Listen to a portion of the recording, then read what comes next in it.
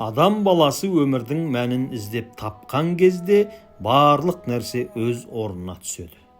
Өмір деген ақ пен қара жолақ сызылған жабай есек емес, өмір деген ақ жол мен қара жолдан тұратын шахмат тақтасы секілді. Бәрі сенің қалай жүретініңе байланысты. Әдемі сөйлегенше, әдемі жасаған жақсы. Қай биікке ұмтылсаң да, өзің тұрған жерден бастағаның дұрыс.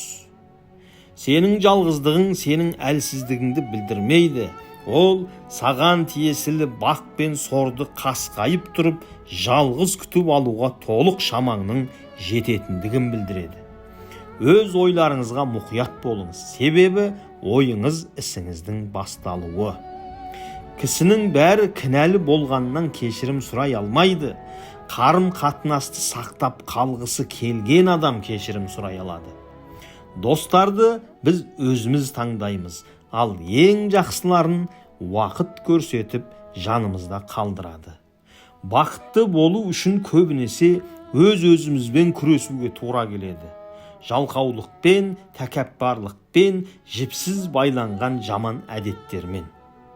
Адамдардың көпшілігі тұтқында өмір сүреді. Өйткені не болашақпен, не өткенімен өмір сүріп, қазіргіні байқамайды.